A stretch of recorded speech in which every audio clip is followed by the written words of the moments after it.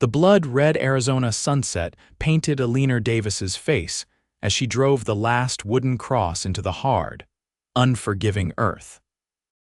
It wasn't just her husband Jonathan she buried that day in 1878. It was the future they'd planned together, the dreams they'd whispered about on cold nights, the children they never had time to conceive.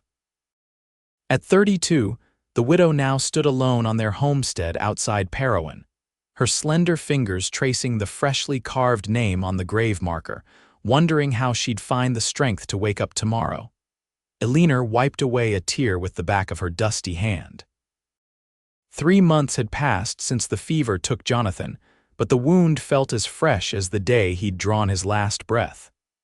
Their small ranch, once alive with his laughter and dreams of prosperity, now seemed like an empty shell, a constant reminder of what could have been. She turned to head back to the cabin, the hem of her black dress dragging through the dry dirt. The drought had come right after Jonathan's passing, as if the land itself mourned with her. Their once promising cattle herd dwindled as water sources dried up, and the few farmhands they'd employed had moved on, unable to wait for wages she couldn't pay. "Mrs. Davis," a familiar voice called from the direction of the barn. Eleanor looked up to see Xavier Blackwell, her nearest neighbor, leading his horse toward her. At 38, Xavier was a respected rancher whose property bordered hers to the west. His tanned face, framed by a dark beard streaked with silver, showed concern as he approached, removing his worn hat out of respect. "Mr. Blackwell," she acknowledged, straightening her back and quickly wiping away any remaining tears. "I rode over to check on you," he said, his voice gentle but direct. "Noticed your south pasture fence is down. There's a storm brewing and your remaining cattle might wander."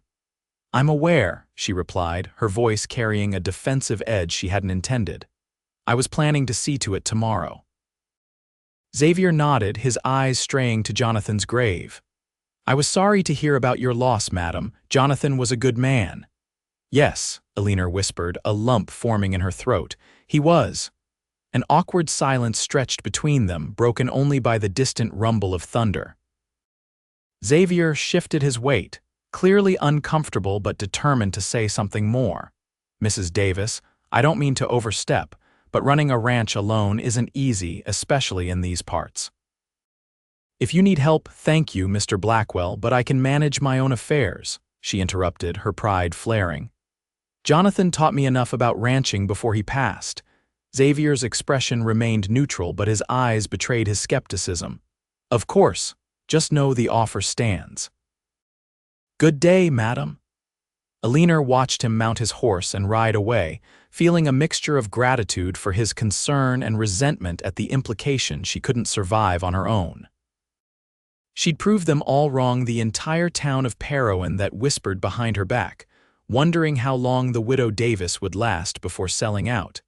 That night, the promised storm arrived with a vengeance. Rain pounded against the cabin's roof, and wind howled through the cracks in the walls.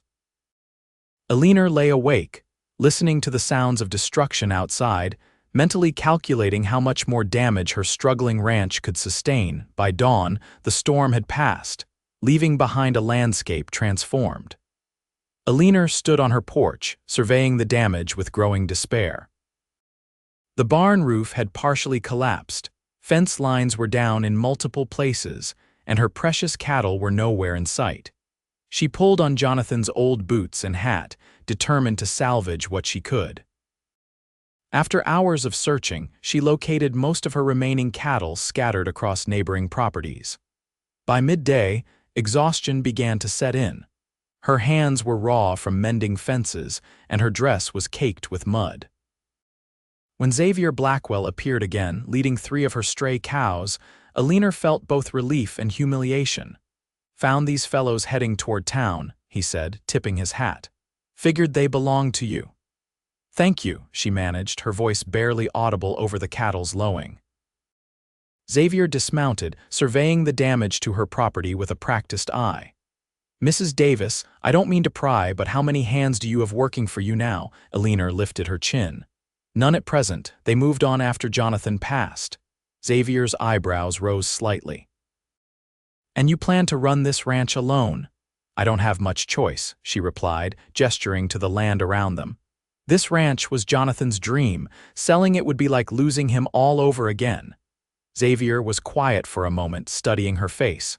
Dreams can be replanted, Mrs. Davis. They don't have to die with the dreamer. Eleanor felt a spark of anger. My husband is barely cold in his grave, Mr. Blackwell. I'd thank you not to speak of replacing him or his dreams. That's not what I meant, Xavier said softly.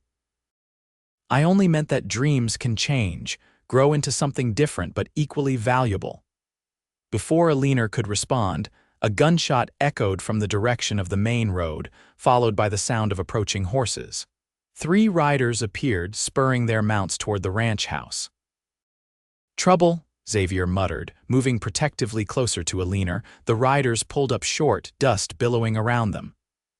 Eleanor recognized the man in front, Virgil Holt, owner of the bank in Parowan and the man who held the mortgage on her ranch.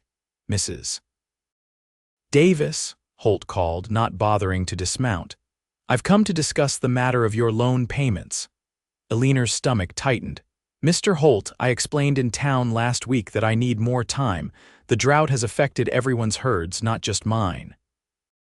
Business is business, Holt replied coldly.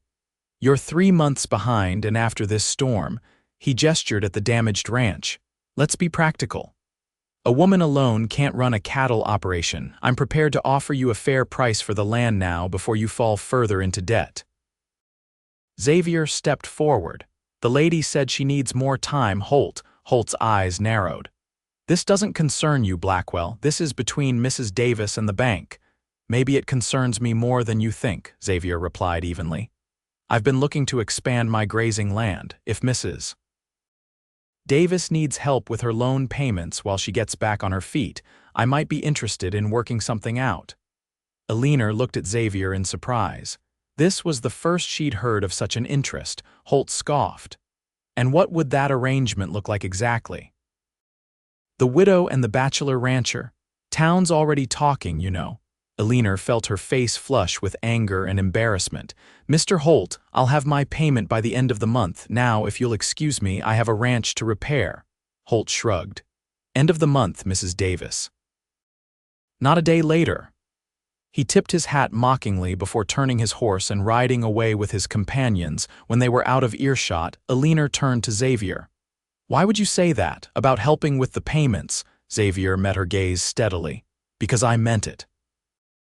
I respect what you're trying to do here, Mrs. Davis, but pride won't feed your cattle or fix your barn roof. And what would you want in return? She asked suspiciously. For now, nothing but the satisfaction of thwarting Holt. He's been buying up struggling properties all over the territory only to sell them to the railroad at a profit. Eleanor considered his words. I appreciate the gesture, Mr. Blackwell, but I can't accept charity. Then don't consider it charity, Xavier replied. Consider it an investment. I'll help you rebuild, contribute to your loan payment this month, and in return, you'll give me first option to buy grazing rights if you decide this ranch life isn't for you after all. The offer was practical, even generous, but accepting help felt like admitting defeat. Still, looking at the devastation around her, Eleanor knew she had few options. I'll consider it, she said finally. But I won't give up on this ranch. It's all I have left of him. Xavier nodded, understanding in his eyes. Sometimes holding on to a dream means adapting it, Mrs. Davis. Jonathan wanted this land to flourish, not to become a monument to what might have been. His words struck deeper than she wanted to admit. You speak as if you knew him well. Well enough, Xavier replied. We weren't close friends, but men talk when they cross paths. He spoke of you often, of the future you were building together. Eleanor felt tears threatening again and turned away. I should get back to work. The fence in the south pasture still needs mending. I'll send over 2 of my hands tomorrow to help with the barn, Xavier said, mounting his horse. You can pay me back when your fortunes improve. Before she could protest, he added, That's what neighbors do, Mrs. Davis. Even Jonathan would agree with that. As he rode away, Eleanor stood watching his retreating figure, conflicted emotions churning inside her. Help came with complications, especially from a man like Xavier Blackwell. Yet as she surveyed the daunting task ahead of her, she wondered if pride was a luxury she could no longer afford. The next morning, true to his word, Xavier sent 2 workers to help with the barn repairs. Eleanor worked alongside them, grateful for the assistance but determined to prove her own worth. By midday, they had made significant progress, and she insisted on providing them lunch as a small token of appreciation. As they ate under the shade of an old oak tree, one of the workers, a young man named Thomas, spoke up. "Mrs. Davis, if you don't mind me asking, what made you and your husband choose Parowan? It's not exactly the easiest place to ranch." Eleanor smiled sadly, remembering. Jonathan had a theory about this land. He said the tougher the soil, the sweeter the rewards. He believed the railroad would eventually come through here, bringing prosperity to whoever was established and waiting. "The boss thinks the same," Thomas replied. "Mr. Blackwell's been buying up water rights whenever he can, preparing for the future." Eleanor's interest was piqued. "Has he been in Arizona territory long?" Thomas shrugged. "About 5 years now. Came from Colorado with barely more than his horse and saddle, from what I hear. Built that spread of his through sheer determination and smarts." This information surprised Eleanor. She had assumed Xavier was from old money, given how established his ranch seemed. The idea that he had built it himself recently gave her a new perspective on his offer of help. After the men returned to work, Eleanor walked to the small family cemetery where Jonathan and his parents were buried. The midday sun beat down relentlessly as she knelt beside her husband's grave. "I don't know what to do, Jonathan," she whispered. "Everything we planned is falling apart. Taking help feels like admitting I can't fulfill the promise I made to you." Only the wind answered, stirring the wildflowers she'd planted around the wooden cross. Eleanor closed her eyes, trying to imagine what Jonathan would advise. He had always been practical, forward-thinking. Would he want her to struggle alone out of loyalty to his memory, or would he want her to adapt and survive? The sound of approaching hoofbeats broke her reverie. Turning, she saw Xavier approaching, leading a horse pulling a wagon loaded with lumber and supplies. "Hope you don't mind," he called as he drew closer. "Figured your men could use more materials if they're going to finish that barn roof before sundown." Eleanor stood, brushing dirt from her skirts. "You're being very generous, Mr. Blackwell." Xavier jumped down from his horse, his expression serious. "I have an ulterior motive, I'll admit." "Oh," Eleanor tensed, waiting for the other shoe to drop. "I've been thinking about our conversation yesterday," he said. "About dreams and letting go, I want to make you a proper business proposal." Eleanor folded her arms across her chest. "I'm listening." "A partnership," Xavier explained. "Not marriage or anything improper," he added quickly, seeing her expression. "A business arrangement. We combine our herds, share resources and labor. You keep your land and your independence, but benefit from my established operation." "And what would you gain from this arrangement?" Eleanor asked suspiciously. "Access to your water rights, for one," Xavier admitted candidly. "Your creek remains flowing even in drought years. Also, your land has better sheltered grazing for winter months. Together, we'd have a more resilient operation than either of us has separately." The proposal was unexpected but intriguing. "And how would decisions be made in this partnership?" "Jointly," Xavier replied. "Each of us would have equal say in the operation of the combined properties." Eleanor considered this. The arrangement would solve her immediate financial problems and give her ranch a fighting chance, yet something still held her back. "I need time to think about it," she said finally. Xavier nodded. "Of course, it's not a decision to make lightly." He hesitated, then added, "Mrs. Davis, Eleanor, if I may, I understand your devotion to Jonathan's memory. But I knew the man, and I believe he would want you to thrive, not just survive." "You seem very certain about what my husband would want," Eleanor replied, a hint of sharpness in her voice. "Not certain," Xavier conceded. "Just offering a perspective. Jonathan was a forward thinker. He saw possibilities where others saw only obstacles. Eleanor's gaze drifted back to the grave. "Yes, he was," she whispered. "That's why losing him hurts so much. He was our compass, always pointing toward the future."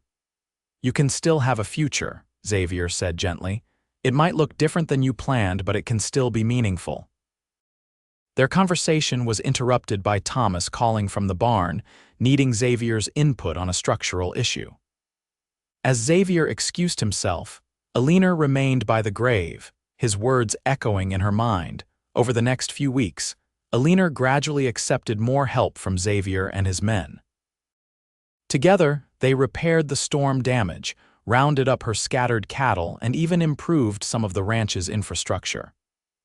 Eleanor insisted on documenting every expense, determined to repay him eventually, though Xavier never pressed the issue. Working alongside him, she began to see a different side of Xavier Blackwell. He was fair with his workers, knowledgeable about the land, and surprisingly thoughtful in small ways, remembering how she took her coffee, noticing when she was pushing herself too hard, ensuring she had fresh supplies from town. One evening, as they sat on her porch reviewing cattle counts, Eleanor finally broached the subject of his proposal. "I've been considering your partnership offer," she began cautiously. Xavier looked up from his notebook, his expression carefully neutral. "And I'm interested, but I have conditions," Eleanor continued. "First, all agreements must be properly documented by a lawyer. Second, I want it clear that I maintain sole ownership of this land, regardless of how the partnership develops." Xavier nodded. "Those terms are reasonable." "And third," Eleanor hesitated, "I want to understand why you're really doing this. Parowan has plenty of struggling ranches. Why focus on mine?" Xavier set aside his notebook and leaned back in his chair, considering his response. "Truthfully, several reasons. Yes, your water rights and grazing land are valuable, but there's more to it." He paused, choosing his words carefully. "I admire your determination, Eleanor. Many widows in your position would have sold immediately and moved back east to family. You chose to fight for something you believe in." "That kind of resolve is rare." His honesty was disarming. "There's something else you should know," Eleanor said. "The bank's deadline is approaching, and I'm still short on the payment. If we enter this partnership, you'd be taking on that burden immediately." "I'm aware," Xavier replied calmly. "I've already spoken to Holt." Eleanor's eyes widened in surprise. "You spoke to the banker, without consulting me." "Not about your specific situation," Xavier clarified. "I was testing the waters, seeing what his true intentions are regarding properties in this area. As I suspected, he's working as an agent for the railroad company, identifying strategic parcels they'll need for their planned expansion." This revelation stunned Eleanor. "So my ranch sits at a critical juncture where they'll likely want to establish a depot," Xavier confirmed. "Jonathan may have suspected this when he purchased the land. It's why Holt is so eager to acquire it now, before the railroad's plans become public knowledge." Eleanor felt a mixture of vindication and renewed determination. Jonathan hadn't been chasing an impossible dream after all. He had seen the future clearly. "This changes everything," she murmured. "It means we have leverage," Xavier agreed. "Together, we can negotiate from a position of strength when the railroad comes calling. Separately, they'll pick us off one by one, offering the minimum they can get away with." As night fell, they hammered out more details of their potential partnership. Eleanor felt a growing sense of hope, something she hadn't experienced since before Jonathan's illness. When Xavier finally rose to leave, the air between them had shifted subtly. "Thank you," Eleanor said at the door, "not just for the business opportunity, but for helping me see that moving forward doesn't mean betraying the past." Xavier's eyes softened in the lamplight. "Your husband planted the seeds of something important here. It would be a shame to let it wither when it could still flourish." After he left, Eleanor returned to the porch, looking out over the darkened land that had been the center of her world for the past 5 years. For the first time since Jonathan's death, She allowed herself to imagine a future that didn't revolve solely around grief and survival, a future with new possibilities, new growth. The following Sunday, Eleanor attended church in Parowan for the first time in months. She wore a gray dress instead of black, a small step away from the depths of mourning that had consumed her. The congregation's reaction was mixed. Some offered genuine smiles of welcome, while others whispered behind their hands, no doubt speculating about her association with Xavier Blackwell. After the service, Eleanor was approached by Margaret Wilson, the shopkeeper's wife and unofficial gossip coordinator of Parowan. "Eleanor, dear, how wonderful to see you in town again," Margaret said, her voice syrupy sweet. "We've all been so concerned." "Thank you for your concern," Eleanor replied politely, recognizing the hunger for information behind the woman's solicitous manner. "I understand Xavier Blackwell has been spending quite a bit of time at your ranch," Margaret continued, not bothering with subtlety. "Such a blessing to have neighborly help during difficult times." Eleanor met the woman's probing gaze steadily. "Yes, Mr. Blackwell and I are discussing a business partnership. His expertise has been invaluable."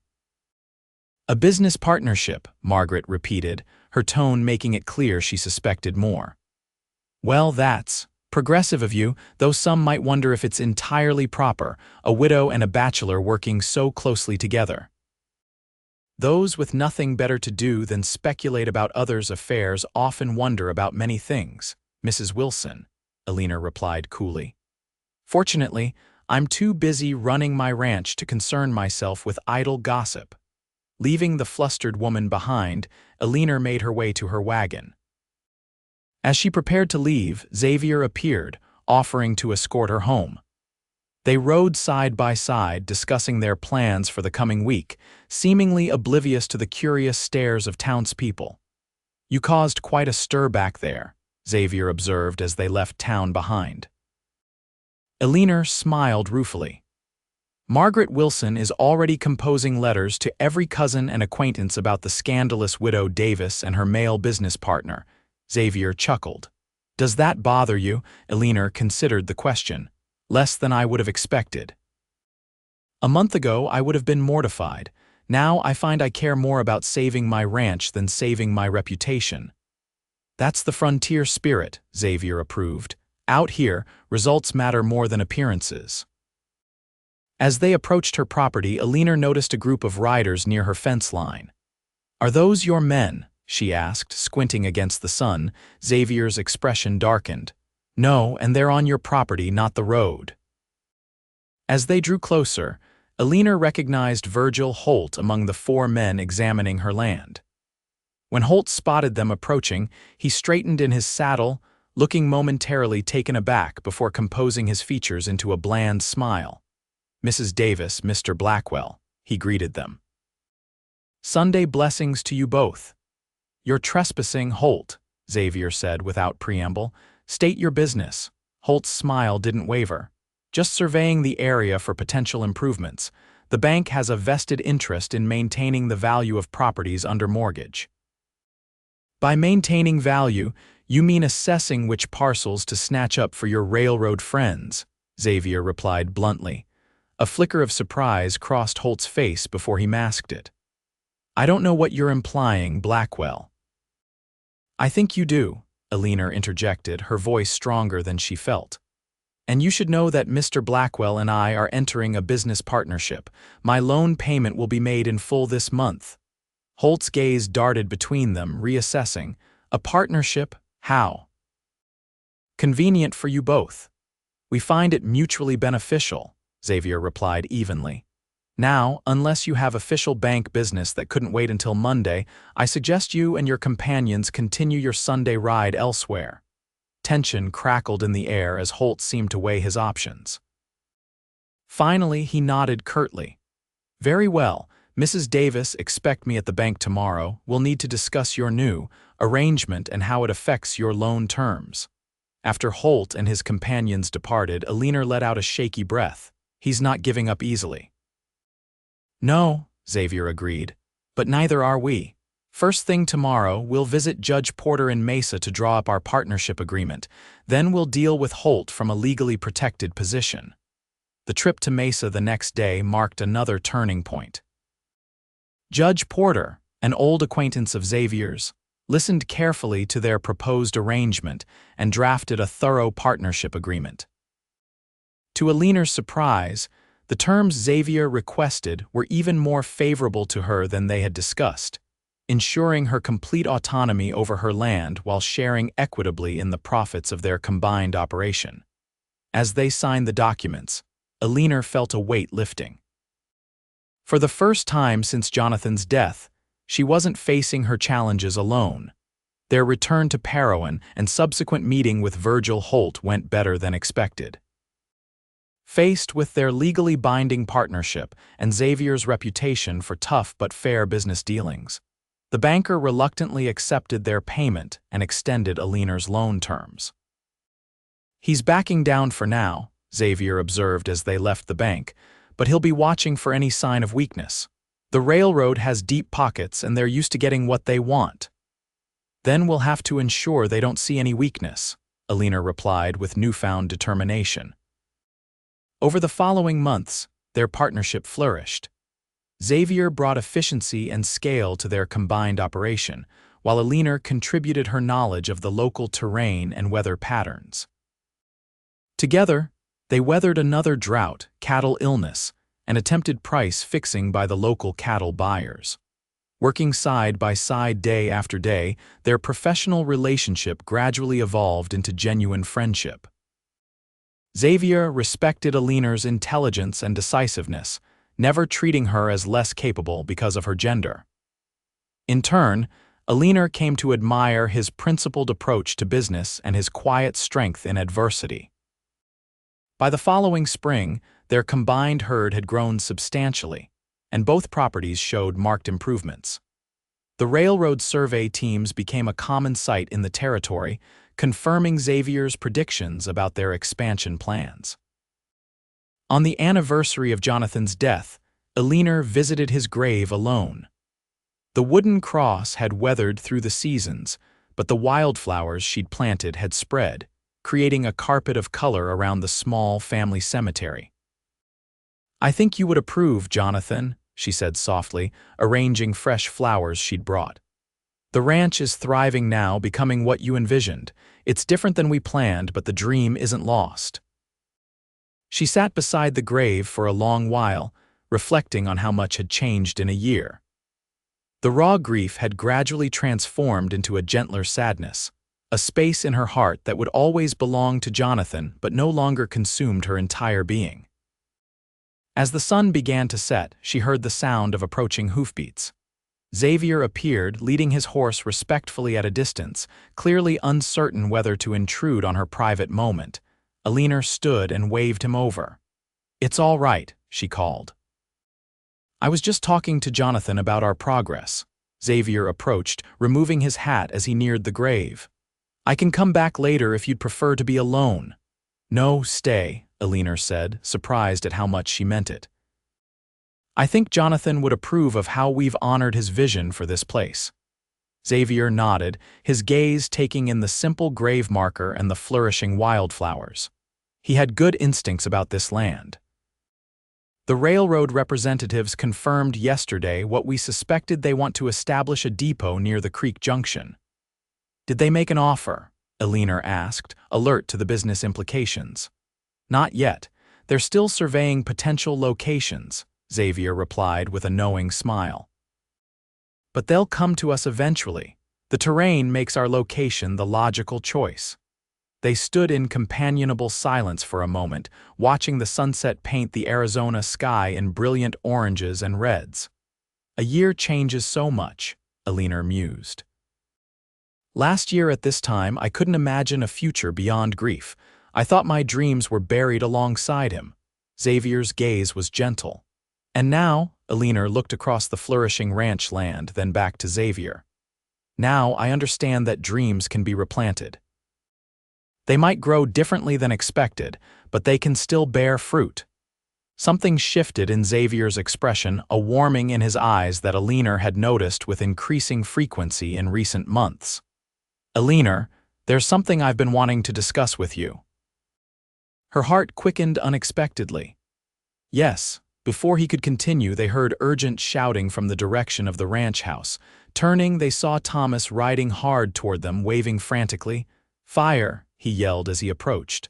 Lightning struck the north barn. All personal matters forgotten, they raced toward the growing plume of smoke. The wooden barn, filled with winter hay supplies, was already engulfed in flames when they arrived. Ranch hands formed a bucket line from the well, but it was clear their efforts would be insufficient against the rapidly spreading fire. "The cattle in the adjacent corral," Eleanor shouted over the roar of the flames. "We need to get them out before the fire spreads." Xavier was already moving, directing men to open the corral gates, and herd the frightened animals to safety. Eleanor grabbed a wet blanket and joined the women who had come running from the workers' cabins, beating at the edges of the fire to prevent it from spreading to nearby structures.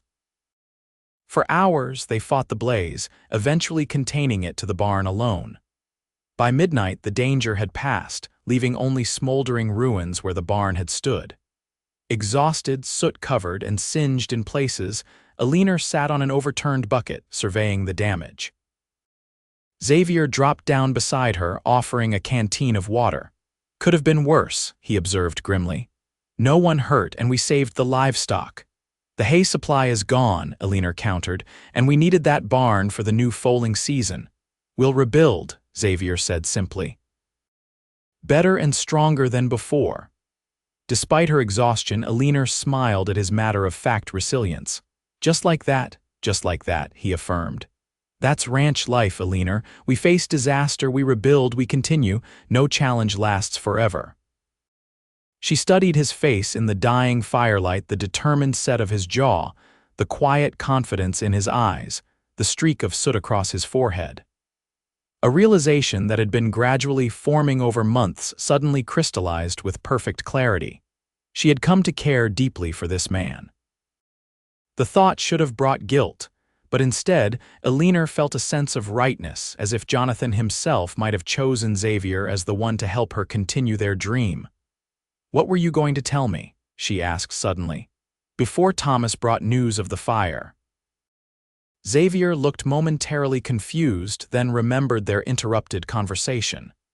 "It can wait," he said, getting to his feet. "We have more urgent matters now."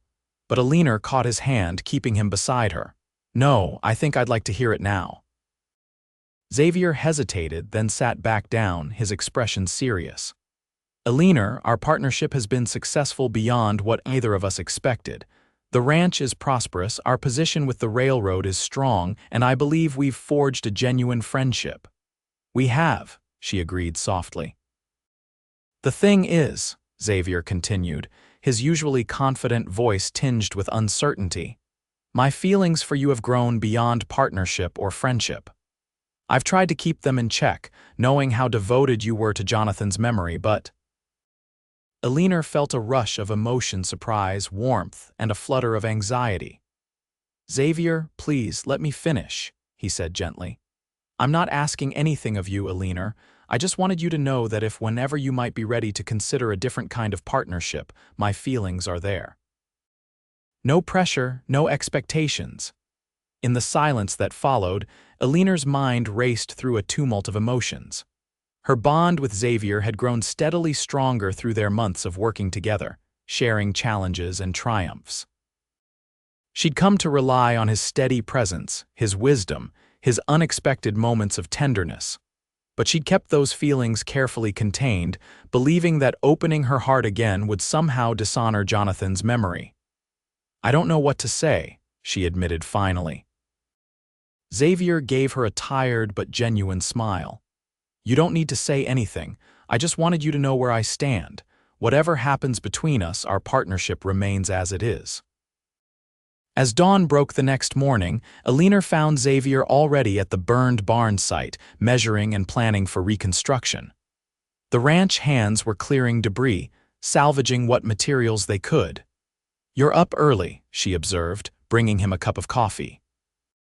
"Couldn't sleep," he admitted, accepting the coffee gratefully.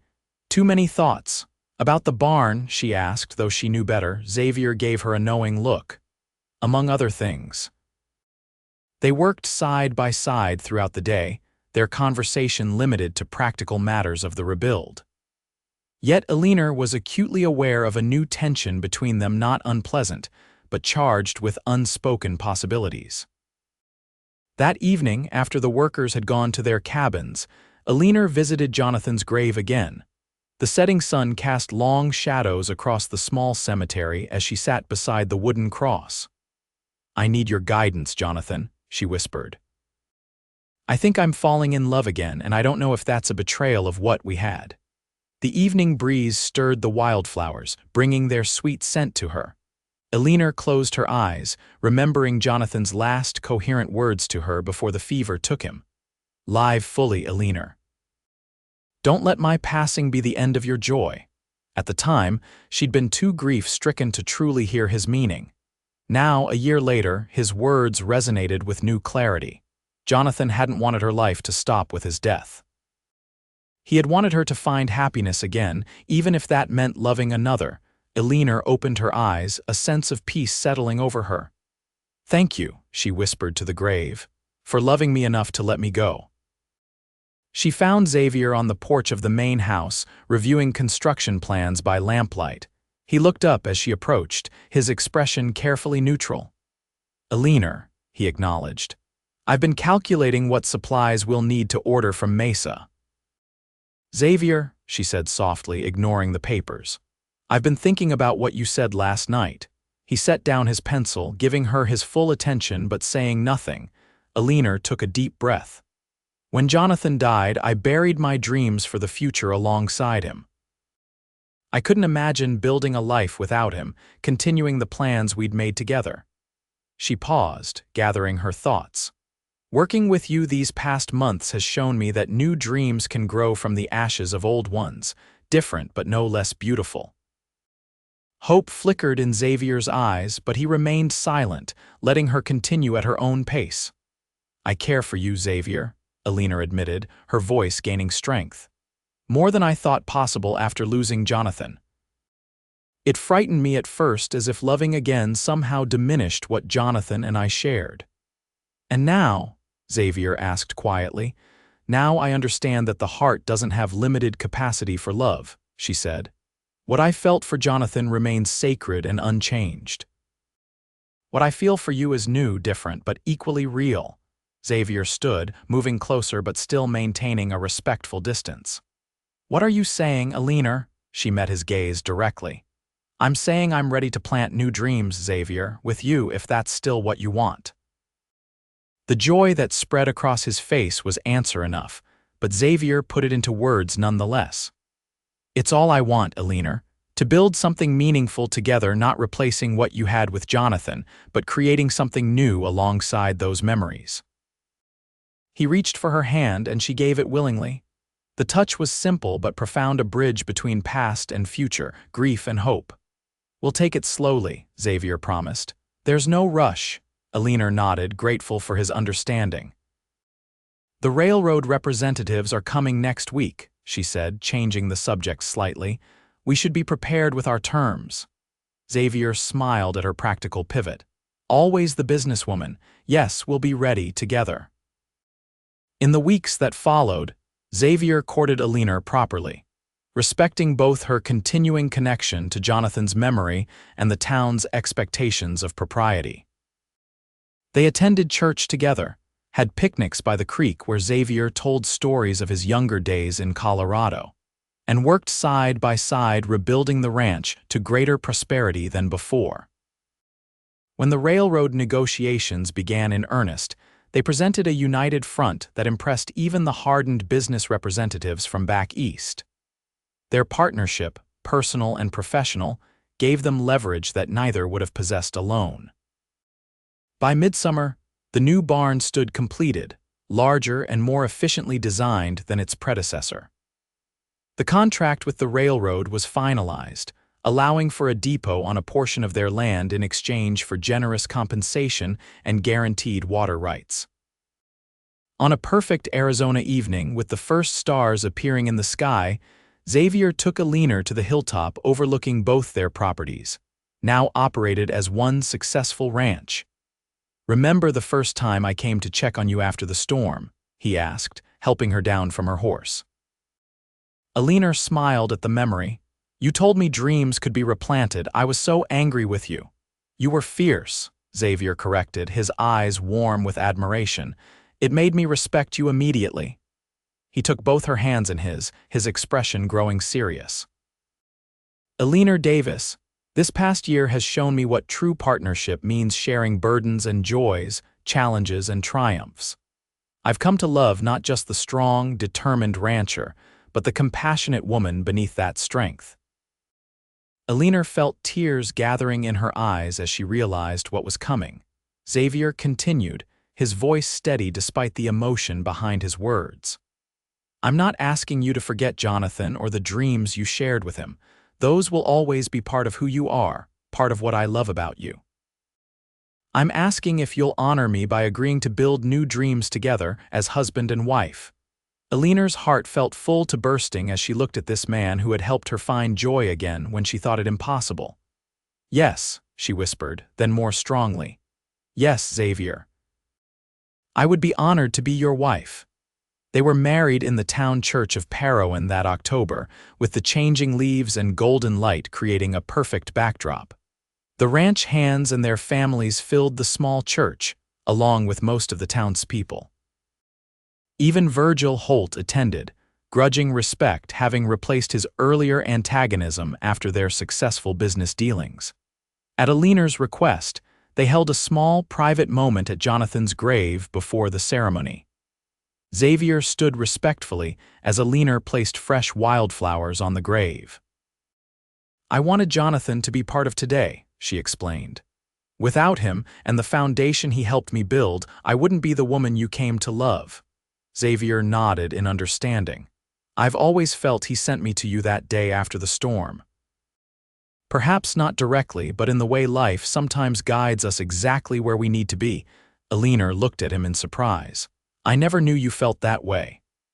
"There was something that always drew me to check on your ranch even before Jonathan passed," Xavier admitted. "A connection I couldn't explain.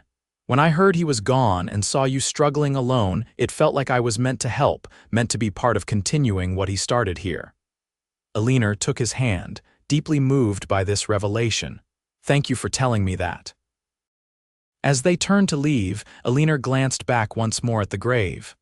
"Goodbye, Jonathan," she whispered. "I'll always carry you with me, but it's time to move forward." Their wedding celebration continued late into the night, with dancing, feasting, and the kind of genuine community spirit that defined frontier life at its best. As Eleanor and Xavier took to the floor for their first dance as husband and wife, she felt Jonathan's blessing surrounding them like the music itself, not a haunting presence, but a benevolent one, happy to see joy returning to the land he had loved. The years that followed brought changes both expected and surprising. The railroad depot brought increased commerce to Parowan, transforming it from a struggling outpost to a growing town. The Blackwell Davis Ranch, as they continued to call their combined operation, became one of the most successful in the territory, known for fair practices and innovation. 2 years into their marriage, Eleanor gave birth to their son, Thomas Jonathan Blackwell, named for Xavier's trusted foreman and Eleanor's first husband. The following year brought a daughter, Sarah Elizabeth. Their family grew alongside their business, filling the once quiet ranch house with laughter and new dreams. On Thomas's 5th birthday, Eleanor took him to visit the family cemetery, now beautifully maintained with stone markers replacing the wooden crosses. She watched as the boy carefully placed stones on the graves, a ritual Xavier had taught him to show respect for those who came before. "Was my first daddy a cowboy like Papa?" Thomas asked innocently, looking at Jonathan's headstone. "Yes, he was," Eleanor replied, smoothing her son's dark hair. "He loved this land very much, just like Papa does. Papa says I'm named after him because he was a brave man," Thomas continued, proud of this connection to someone he'd never known. "That's right," Eleanor confirmed, "and he would have been very proud of you." Xavier joined them, carrying 3-year-old Sarah on his shoulders. "Teaching our son about his namesake?" he asked, setting their daughter down to run among the wildflowers. Eleanor nodded, watching their children play in the peaceful cemetery. "It feels right that they know the full story of this place, how dreams can change shape, but still grow strong." Xavier wrapped an arm around her waist, his love evident in every touch even after years together. "You know, sometimes I think Jonathan sent me to you that day after the storm." Not literally, of course, but in that mysterious way life sometimes works. Eleanor leaned into his embrace, contentment washing over her. "I used to think that accepting happiness with you somehow betrayed what Jonathan and I had. Now I understand it was the most faithful thing I could have done, honoring his life by living mine fully." Xavier nodded, watching their children pick wildflowers near the graves. Life and death, endings and beginnings, they're all part of the same cycle on the ranch. Nothing truly ends, it just transforms into something new. As the sun began to set over the prosperous ranch lands that stretched before them, Eleanor felt a profound sense of completion. She had buried her old dreams beside her first love, yes, but from that loss had grown something equally beautiful: a family, a thriving business, a love she hadn't thought possible again. The cowboy who had once told her to plant new dreams had helped those dreams take root and flourish beyond anything she could have imagined in her darkest days of grief. Together, they had transformed loss into legacy, sorrow into joy, endings into new beginnings. And as they gathered their children and headed home to the ranch house glowing with lamplight in the gathering dusk, Eleanor knew with certainty that both her past and her present were exactly as they should be, different chapters of the same ongoing story, each one precious, each one necessary for the tale to be complete.